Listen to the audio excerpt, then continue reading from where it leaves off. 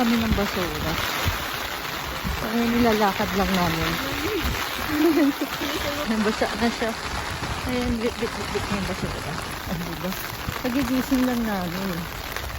Dito kami tatapon ng basura. Wait, wait lang. May tao pa eh. Dito kami magtatapon ng basura. Diba? Kailangan na iangat mo to guys. Ayan. May mga damit pa no. Oh my god, what is this? Ayan. Wait lang. Wait lang. Wait. Hawakan mo nga ito. Wait.